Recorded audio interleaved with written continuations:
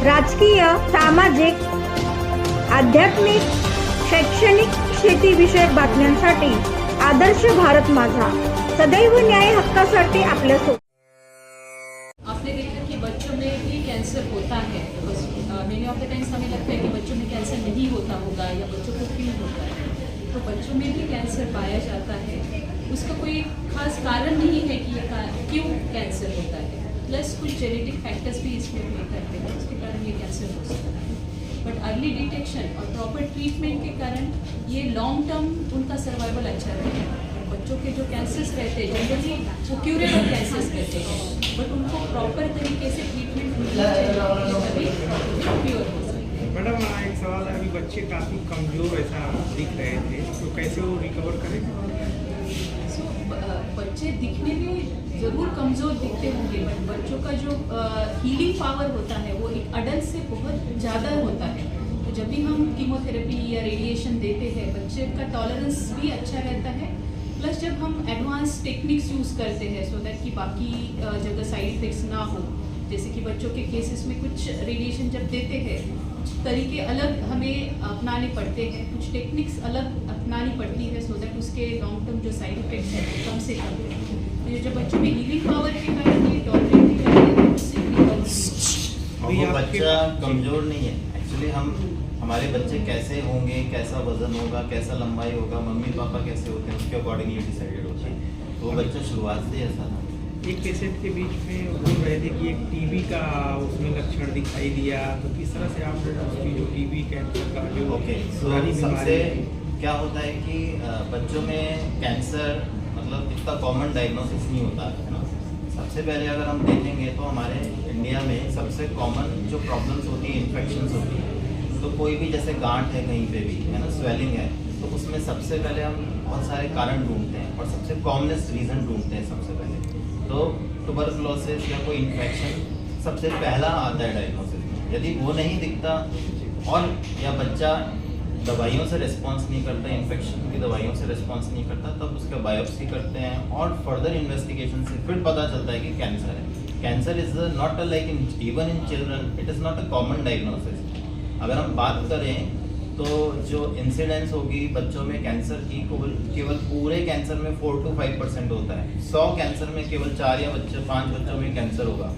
तो सबसे कॉमन जो कारण होते हैं, जैसे किसी को अनएक्सप्लेन्ड फीवर है, किसी को गांठ है, किसी को वेट लॉस हो रहा है, किसी को ब्लीडिंग हो रही है, तो सबसे पहले हम कॉमन रीजंस रूल आउट करते हैं। अगर वो नहीं होते तभी हम एक कैंसर का डिफरेंशियल डायग्नोसिस। पेरेंट्स लोगों ने जो मनोगत व्यक्त किया है, उन्होंने बहुत सारे पेरेंट्स लोगों ने बताया कि जो अपोलो की टीम है वो पेरेंट्स का मनोबल बढ़ाने में कामयाब रही है और उसका रीज़न बच्चों को रिकवरी में अच्छा रहता है। क्या बताएगा आपकी टीम के बारे में? ये बिल्कुल सही बात है। आई थिंक हमारे साथ एक विशेषज्ञ हैं डॉक्टर साइकोलॉजिस्ट, ये इसके बारे में ज़्यादा अच्छी तरह टिप्पणी कर सकते हैं। मनोबल जो है, मानसिक स्वास्थ्य वो बहुत ज़रूरी है, चाहे बच्चे में कैंसर डायग्नोस हो या बड़ों में। और पेरेंट्स का मनोबल बढ़ाने के लिए ये जो पूरी मल्टी डिसिप्लिनरी टीम है, हाथ में रखो तो भी चलेगा। हाँ, तो ये जो पूरी मल्टी डिसिप्लिनरी टीम है, अगर बच्चों में कैंसर डायग्नोस होता है तो ऑब्वियसली कुछ चीज़ें हैं जो उनको फॉलो करना पड़ता है because of the treatment precautions. तो बहुत सारे बच्चों में ये सवाल भी मन में आता है कि मैं कुछ दिन ट्रीटमेंट में हूँ, स्कूल नहीं जा पा रहा हूँ। कंपैरिजन्स जो कि डॉक्टर नीता ने भी थोड़ी देर पहले बोला, वाई मी, मेरे साथ ऐसा क्यों हो रहा है। बहुत बच्चे मुझे आके ये सवाल पूछते हैं। तो यहाँ पे पेरेंट्स का, फैमिली का और बच्चों का मनोबल बढ़ाने के लिए काउंसलिंग, मेंटल इमोशनल सपोर्ट बहुत ज़रूरी है। पेरेंट्स का तो है ही, और पेरेंट्स के साथ साथ बच्चों का भी। पेरेंट्स को भी सिखाया जाता है कैसे वो इमोशनली अवेलेबल रहेंगे बच्चों के साथ उस समय, ताकि उनका जो मानसिक स्वास्थ्य है, सेल्फ कॉन्फिडेंस है, वो कम ना हो जाए। क्योंकि माइंड के साथ बॉडी का एक बहुत बड़ा संबंध है, शरीर और मन का। आप जितना मन से पॉजिटिव रहोगे, कॉन्फिडेंट रहोगे, उसका एक पॉजिटिव छाप आपके ट्रीटमेंट में भी पड़ेगा। तो बच्चे और फैमिली मेम्बर्स, इनका ज़रूरत पड़े तो बहुत इम्पॉर्टेंट है साइकोलॉजिकल थेरेपीज और काउंसलिंग में आना। मैडम, जो बच्चे का बुखार होता है शुरुआती के दौर में, तो ऐसे और कुछ लक्षण होते हैं क्या जिससे मतलब बाद में जाके मालूम पड़ता है, या कुछ उसके मतलब बचाव के लिए क्या कहना चाहिए? सिम्टम्स बहुत प्रकार के हो सकते हैं, क्योंकि जैसे कैंसर हर जगह का हो सकता है, मतलब आपके हेड से लेके आपके पाँव तक हर जगह कैंसर प्रोड्यूस होने का चांस रहता है। इवन ब्लड में भी कैंसर हो सकता है।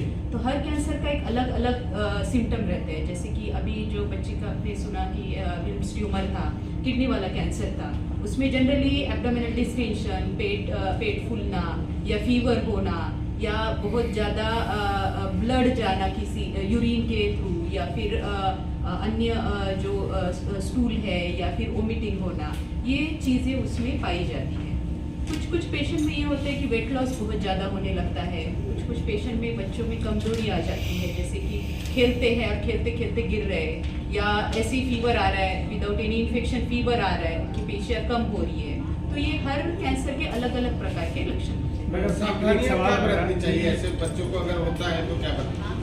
Cancer is not preventable in few cases. कुछ कैंसर, बहुत ही कम कैंसर ऐसे हैं जो हम प्रिवेंट कर सकते हैं, जैसे कि जो फीमेल्स में सर्विक्स का कैंसर हम बोल सकते हैं, उसमें वैक्सीन अवेलेबल है, तो वहाँ वो प्रिवेंट हो सकते हैं। But majority of the cancers में प्रिवेंट नहीं कर सकते हैं। उसका अर्ली डिटेक्शन ही मेन तरीका है कि उसको जल्दी से डिटेक्ट किया जाए और प्रॉपरली ट्रीट किया जाए। जी, मेरा एक लास्ट प्रश्न है कि आजकल मैं इस चीज़ में एक और ऐड करना चाहूँगा। जी।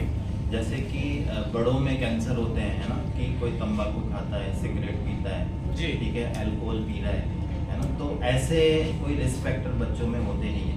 क्योंकि I am a paediatric oncologist, तो मैं इस चीज़ के बारे में एक एक्स्ट्रा चीज़ और बताऊँगा कि कोई ऐसा रिस्क फैक्टर नहीं होता, किसी भी बच्चे को हो सकता है। लेकिन हाँ, केवल 5% बच्चों में कभी कभी ऐसा जेनेटिक कुछ डैमेज होता है फैमिली में, उसकी वजह से उनमें कैंसर आगे चल के हो सकता है।